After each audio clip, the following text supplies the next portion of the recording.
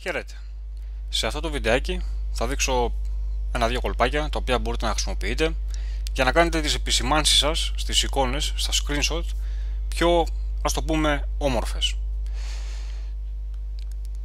Δεν είναι πάρα πολύ δύσκολο, ωστόσο κάποιοι ίσως να μην το γνωρίζουν και να προσπαθούν να κάνουν την επισήμανση με το χέρι, πράγμα το οποίο είναι κάπως δύσκολο. Δηλαδή, αν προσπαθήσω εγώ εδώ πέρα τώρα να κάνω την επισήμανση με το χέρι,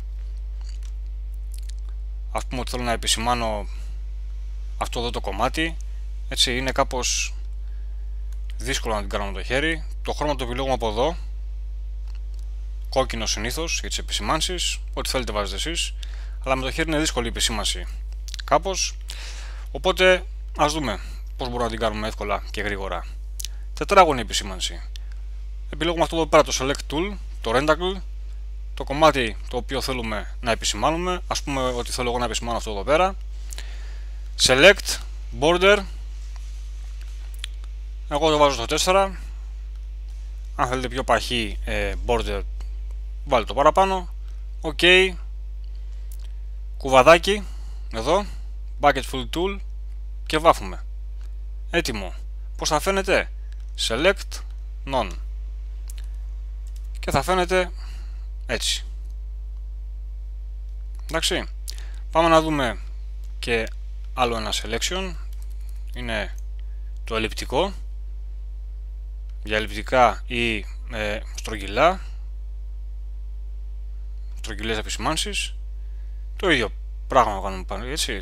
Select, Border, OK, κουβαδάκι, βάφουμε.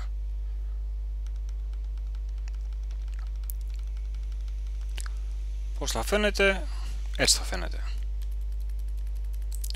Και ας δούμε πώς μπορούμε να κάνουμε και μια ευθεία, μια γραμμή δηλαδή, επισήμανση. Πάλι το τετράγωνο, έτσι, επιλέγουμε εκεί, το Rentacle, Select, Border, OK, κουβαδάκι και βάφουμε. Εντάξει. Ωραία. Το επόμενο είναι τα βελάκια, τα οποία πολύ συχνά βλέπουμε σε screenshots, εικόνες κλπ.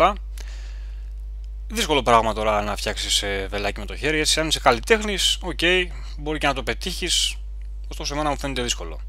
Γι' αυτό έχουν βγει κάποια plugins τα οποία κυκλοφορούν στο ίντερνετ και τα οποία μπορείτε να τα βρείτε εύκολα αν τα κάνετε ένα Google it που λένε. Κάντε ένα Google it λοιπόν με τα keywords Arrows Creator, Plugin, GIMP. Το πρώτο που θα σας βγάλει λογικά αποτέλεσμα είναι αυτό εδώ πέρα, το οποίο έχω εγώ εδώ. Αυτό θα το κατεβάσετε, θα το κάνετε extract και θα πετάξετε τα αρχεία. Αφού το κάνετε extract, θα πετάξετε τα αρχεία τα οποία θα δημιουργηθούν από το extract, την αποσυμπίεση δηλαδή, μέσα στον φάκελο .gimp pavla 2.8, ο οποίος είναι ένας κρυφός φάκελος του GIMP που βρίσκεται μέσα στον προσωπικό σας κατάλογο. Είναι αυτός εδώ ο φάκελος, βρίσκεται κάτω από τον προσωπικό σας κατάλογο, ξεκινάει με τελεία που σημαίνει ότι είναι κρυφός ο φάκελος. Για να τον δείτε πατήστε στον διαχειριστή αρχείων σας στο Ctrl και H για να τον δείτε, και πετάτε τα αρχεία μέσα τα οποία θα έχουν γίνει αποσυμπίεση μέσα στον φάκελο αυτόν εδώ, plugins.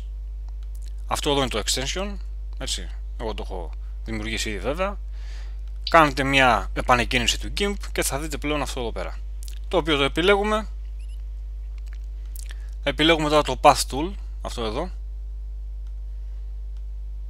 και επιλέγουμε από πού θέλουμε να ξεκινάει το βελάκι και πού θέλουμε να τελειώνει, να δείχνει δηλαδή. Έτοιμο. Εύκολο. Εύκολο νομίζω. Από εδώ μπορούμε να το αλλάξουμε τη μορφή, πιο μεγάλο, πιο μικρό, πιο παχύ, πιο λεπτό κλπ. Και αφού το διαμορφώσουμε όπως θέλουμε, πατάμε ένα close και είμαστε εντάξει. Σε περίπτωση τώρα που έχουμε κάνει λάθος και θέλουμε να το μετακινήσουμε το βελάκι, αυτό εδώ πέρα όπως βλέπετε εδώ στα δεξιά έχει δημιουργήσει ένα ξεχωριστό layer, έτσι. Οπότε με το move, αυτό εδώ το εργαλείο, μπορούμε να επιλέξουμε το layer και να το μετακινήσουμε όπου θέλουμε. Θέλουμε να δείχνει στο battery, θέλουμε να δείχνει στο system info, θέλουμε να δείχνει στη θερμοκρασία εδώ, έτσι. Και είμαστε έτοιμοι. Αυτά. Ευχαριστώ.